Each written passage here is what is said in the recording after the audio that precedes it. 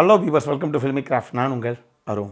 இந்த எபிசோடு நம்ம பார்க்க போகிற படம் 2024 ஒரு இங்கிலீஷ் த்ரில்லர் படமாக வெளியான மேக்பை. இப்போ இந்த படத்துடைய கதை என்ன அப்படிங்கிறத லைட்டாக இங்கே நம்ம பார்த்துடலாம். படத்தில் நம்ம கதாநாயகியுடைய பேர் ஆனட், இவங்க ஹஸ்பண்ட் பேர் பென். இவங்க 2 பேர்த்துக்கும் 2 பிள்ளைங்க. மூத்ததாக ஒரு 10 வயசு நிரம்பிய, கிட்டத்தட்ட சொல்லலாம் அந்த வயசு சொல்லலாம், அந்த அளவுக்கு ஒரு பெண் குழந்தை ஒன்று இருக்குது. இப்போ 2வது பையனாக ஒரு சின்ன பையன், அவன் கை குழந்தை. அப்படி ஒரு பையன் ஒருத்தன் இருக்கான், அந்த 2 பிள்ளைங்க. இதில் இந்த மூத்த பொண்ணு இருக்குல்ல, 10 வயசு நிரம்பிய பொண்ணு, இந்த பொண்ணுக்கு சினிமாவில் நடிக்கக்கூடிய ஒரு வாய்ப்பு ஒன்று கிடைக்கிது. அதுவும் ரொம்ப ஃபேமஸான ஒரு நம்பர் 1 இடத்துல இருக்கக்கூடிய ஒரு ஹீரோயினுடைய நடிக்கிறதுக்கு ஒரு வாய்ப்பு. இப்போ வீட்டில் ஏற்கனவே கை குழந்தை ஒன்று இருக்குது அப்படிங்கிறனால நம்ம கதாநாயகினால் இந்த பொண்ணை ஷூட்டிங் ஸ்பாட்டுக்கு கூட்டிகிட்டு போயிட்டு வர முடியாது. அந்த குழந்தைய யார் பார்த்துக்கிறதுப்பா? அதனால் அந்த குழந்தைய பார்த்துட்டு இவங்க வீட்டிலையே இருக்கிறாங்க. அதுக்கு பதிலாக இவங்களுடைய ஹஸ்பண்ட் இருக்காப்புலையே, அவர் ஒரு ரைட்டர். ஆனால் அந்த ஆள் எந்த புத்தகம் எழுதின மாதிரி தெரியல, ஆனால் ஒரு ஃபேமஸான ரைட்டர் அப்படின்னு சொல்கிறாங்க. அந்த ஆள் தான் பொண்ணை கூட்டிகிட்டு ஷூட்டிங் ஸ்பாட்டுக்கு போயிட்டு வர்றாப்புல. இப்போ போனால் அலிஷியா அப்படின்னு சொல்லி ஒரு ஹீரோயின், அவங்க தான் அந்த நம்பர் 1 ஹீரோயின், ரொம்ப ஃபேமஸான ஹீரோயின். அவங்க ஒரு படத்தில் அம்மாவாக நடிக்கிறாங்க. அவங்களுடைய பொண்ணாக நம்ம கதாநாயகி இருக்காங்க இல்லையா, அவங்களுடைய பொண்ணு, அந்த 10 வயசு பொன் குழந்தை இருக்கு இல்லையா, அந்த பொண்ணு தான் அவங்களுடைய பொண்ணு அந்த படத்தில் நடிக்கிறான். இப்படி இருக்கக்கூடிய ஒரு தருணத்தில் ஆக்சுவலாக ஒரு பொண்ணு நம்ம பொண்ணாக நடிக்குது அப்படிங்கும்போது முதல்ல அவங்களுக்குள்ள ஒரு நல்ல ரிலேஷன்ஷிப் இருக்கணும் இல்லையா. அதுக்காகவே அவங்க அந்த குழந்தைகிட்ட ரொம்ப ஆஸ்வாசப்பட்டு சந்தோஷமாக பேசுகிறது, பல விஷயங்கள் அந்த குழந்தைக்கு பிடிச்சதெல்லாம் வாங்கி தருது அப்படிங்கிற மாதிரி அந்த அலிஷியா நடந்துக்கிறாங்க. அதனாலேயே அந்த அலிஷியாவை அந்த குட்டி பொண்ணுக்கு ரொம்ப பிடிச்சும் போயிடுது. இப்படி இருக்கக்கூடிய ஒரு தருணத்தில் பொண்ணுக்கு பிடிச்சா பரவாயில்ல, ஷூட்டிங் ஸ்பாட்டு கூப்பிட்டு போயிட்டு வந்தாப்புல நம்மளும் நேராக ஷூட்டிங் ஸ்பாட்டு போனது தான் மிச்சம். அந்த ஹீரோயினை பார்த்தா தான் தெரியும், சார் ரம்பா சார் அப்படின்னு அங்கே விழுந்தவர் தான் நம்மால். அதில் இருந்து எப்படியாவது பொண்ணை கொண்டு போய் விடுறோம் அப்படிங்கிற சாக்கில் இப்படியே வாலண்டியராக போய் இந்த ஆளாக வணக்க வைக்க வேண்டியது, சிரித்து பேச வேண்டியது. கடைசியில் வச்சா ரொம்ப கைண்டாக இருக்காப்லையே, ரொம்ப நல்ல மனுஷன் போல தெரியுது அப்படின்னு அந்த அலிஷியா இவர்கிட்டையும் அப்படி கொஞ்சம் பேச போக நம்மால் வலிஞ்சு பேசி கடைசியாக இவங்களுக்குள்ள ஒரு ரிலேஷன்ஷிப் ஒன்று ஃபார்ம் ஆகுது. இதுக்கப்புறம் இந்த விஷயம் வீட்டில் இருக்க சம்சாரத்துக்கு தெரியும் போது தான் இதுக்கப்புறம் இருக்குது பெரிய சமாச்சாரமே. அது என்ன அப்படிங்கிறது தான் இந்த படத்துடைய மொத்த கதையை. இந்த படத்தை பொறுத்தளவுக்கு சாம் ஏட்ஸ் அப்படிங்கிற நபர் தான் இதை இயக்கியிருக்காப்புல. இந்த படத்தை பொறுத்தளவுக்கு சின்ன கல் பெத்த லாபம் அப்படின்னு சொல்லுவாங்க இல்லையா, அந்த மாதிரி ஒரு சாதாரண ஸ்கிரிப்ட் தான். கொஞ்சம் நல்லா யோசிச்சு பார்த்தீங்க அப்படின்னா நம்ம கே பாலச்சந்தர் சார் இயக்கின புது அர்த்தங்கள் படம் இருக்குல்ல, கிட்டத்தட்ட அந்த பாணியில் ஒரு படம் தான். என்ன இவங்க கொஞ்சம் கம்பு சுற்றி வேறு மாதிரி கொண்டு போயிருக்காங்க அதை, அவ்வளோதான்.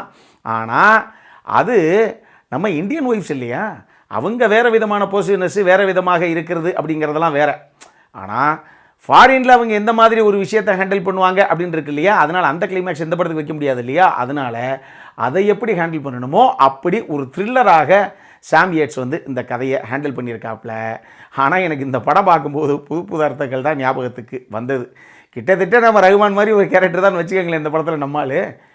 ஸோ இதில் அந்த விஷயத்தை ரொம்ப நல்லா பண்ணியிருந்தாங்க. ஒரு ட்ராமா மோடில் தான் கதைக்களம் நகரம், பட் எங்கேயுமே ட்ராமாவாக உங்களுக்கு தோணாது. பயபுல அடுத்து எங்கே எது சிக்க போதோ, இன்றைக்கி சம்பவம் தாண்டி உனக்கு பலிகடா நீ தான், இன்றைக்கி சேகருக்கு சங்குதான் அப்படிங்கிற ஒரு ஃபீல் தான் படம் நெடுகளும் இருக்கும். 1.5 மணி நேரம் சின்ன படம் தான் இது, பட் பரபரப்பாக சூப்பராகவே கொண்டு போயிருப்பாங்க. நம்மளுடைய வேவ்லென்த் ரசிகர்களுக்கு அந்த படம் பிடிக்கிறதுக்கான வாய்ப்பு நிறைய இருக்குது. அட்டம் பண்ணி பாருங்கள் கண்டிப்பாக. இன்னொரு பக்கம் இந்த படத்தில் அந்த 3 கேரக்டர்ஸ் தான் உண்மையாக சொல்லணுன்னா ஒரு மினிமலிஸ்டிக் ஃபிலிம் தான் இது. மொத்தமே ஒரு 4-5 கேரக்டர் கூட படத்தில் கிடையாது. இதில் முக்கியமான 3 கேரக்டர்ஸ் தான். ஒன்று நம்ம கதாநாயகி, அந்த கேரக்டரை ஏற்று நடித்த டெய்ஸி ரிட்லி, ஒரு நல்ல ஆர்டிஸ்ட். அவங்க அந்த கதாபாத்திரத்துக்கு தான் உண்மையாக அந்த கதையில் டு த கோர் பர்ஃபார்ம் பண்ணக்கூடிய ஸ்கோப் அவங்களுக்கு இருக்குது. அதை அட்டகாசமாக பண்ணியிருக்காங்க. பல விஷயங்களை, சில விஷயங்கள் அவங்களுக்கு தெரியாதப்ப எப்படி அந்த சுச்சுவேஷனை ஹேண்டில் பண்ணுறாங்க, சில விஷயங்கள் தெரிஞ்சதுக்கப்புறம் அதை எப்படி ரியாக்ட் பண்ணுறாங்கங்கிற விஷயங்கள் எல்லாமே சூப்பராக பண்ணியிருந்தாங்க அவங்க. நான் சொல்கிறத விட நீங்கள் பாருங்கள் தெரியும். அதே மாதிரி ஷேஷாத் லத்தீஃப், அவர் தான் கதாநாயகியுடைய ஹஸ்பண்டாக பண்ணியிருந்தாப்புல. பயப்பில்ல அந்த பைப்பிலையும் சூப்பராக பண்ணியிருக்கோம், நல்லா பண்ணியிருப்பாப்புல. அவரும் அந்த சின்ன கேரக்டர் அது நல்லா பண்ணியிருப்பார் அவர். அலிஷியா அந்த ரோலை பண்ண மெட்டில்டா லுட்ஸுமே அந்த கதாபாத்திரத்தை சூப்பராக பண்ணியிருப்பாங்க. அதாவது நீங்கள் இந்த காஸ்டிங் ப்ராசஸில் யாரை ஹீரோயினாக போடுறது, யாரை அந்த அலிஷியாவாக போடுறதுங்கிற ஒரு மேட்டர் இருக்குல்ல, அங்கே தான் ஒரு காஸ்டிங் ப்ராசஸ் ஜெயிக்குது அப்படின்னு நான் சொல்லுவேன். இதில் அந்த அலிஷியா கதாபாத்திரத்தை பார்க்கும்போதே ஆமாம் அழகு புதுமையாக இருக்காங்க அப்படின்னு நமக்கே ஒரு விஷயம் தோணும். அதை வச்சு தான் அந்த கதாபாத்திரத்தை கரெக்டாக வந்து அவங்க எடுத்துகிட்டு போயிருப்பாங்க கடைசி வரைக்கும். ஏன்னா இதில் இன்னொரு சூப்பர் பாயிண்ட் என்ன அப்படின்னா, ஆண்கள் பொதுவாகவே இலகுன மனசுக்குள்ளே ஆளுங்க தான், நமக்கு தெரியும் இல்லையா? ஆனால் அவங்க எங்கே விழுவாங்க, எந்த இடத்துல போய் வழிவாங்க அப்படிங்கிறதெல்லாம் இந்த ஹீரோ கேரக்டர் ரொம்ப கரெக்டாக வந்து அது போர்ட்ரேயில் கரெக்டாக இருக்கும். அதை பெர்ஃபார்மன்ஸில் அட்டகாசமாக புல்லாக பண்ணியிருப்பார் அந்த சேஷாத். இந்த மாதிரி ஒரு சில விஷயங்கள் இந்த படத்துக்கு அட்டகாசமாக அமைஞ்சிருக்கும். இந்த 3 பேர் தான் பெர்ஃபார்மன்ஸில் தெறிக்க விட்டாங்க அவங்க சைடில் இருந்து. இதை தாண்டி இந்த படம் போகிற போக்கில் இந்த படத்துடைய கிளைமேக்ஸில் இப்படி ஒரு ட்விஸ்ட்டை தெறிக்க விடுவாங்கன்னு நிச்சயமாக நீங்கள் எதிர்பார்க்க மாட்டீங்க. ஒரு சில பேர்த்துக்கு நம்மள மாதிரி உலக படங்கள்லாம் உருட்டி எடுக்கிற ஒரு சில பேர்த்துக்கு ஒரு இடத்துக்கு அந்த கிளைமேக்ஸ் நெருங்கும் போது இப்படியா இருக்குமோ அப்படிங்கிற மாதிரி கெஸ் பண்ண முடியும். பட் அது எங்கே இருந்து இந்த சம்பவம் நடந்ததுங்கிறதே ஒரு ட்விஸ்ட்டாக இருக்கும். அது நான் இங்கே அதிகமாக சொன்னேன்னா ஸ்பாயிலர் ஆகிடும். நீங்கள் படத்தை பார்த்தே தெரிஞ்சுக்கங்க. அடல் கன்னட பொறுத்தளவுக்கு இந்த படத்தில் டெஃபினட்டாக விஷயங்கள் இருக்குது. இந்த படம் ஃபேமிலியோடு பார்க்குறதுக்கு வாய்ப்புகள் கிடையாது மக்களே. இது ரேஷன் கார்டு சம்பவம் படம், அதை மட்டும் மைண்டில் வச்சுக்கோங்க. நம்ம சைடில் இருந்து டெஃபினட்டாக அந்த படம் ஒரு ஹைலி ரெக்கமெண்டட் படமாக சொல்லுவேன். எனக்கு ரொம்ப பிடிச்சிருந்தது இந்த படம். சிம்பிளான கதை பட் பவர்ஃபுல்லான எக்ஸிக்யூஷன், அப்படி தான் நான் சொல்லுவேன். எனக்கு ரொம்ப பிடிச்சிருந்தது. நம்ம வேவ்லெந்த் ரசிகர்களுக்கெல்லாம் இது டெஃபினட்டாக ஒரு ஹைலி ரெக்கமெண்டட் படம். கண்டிப்பாக பாருங்கள். பெரிய எக்ஸ்பெக்டேஷனெல்லாம் பார்க்க வேண்டாம்.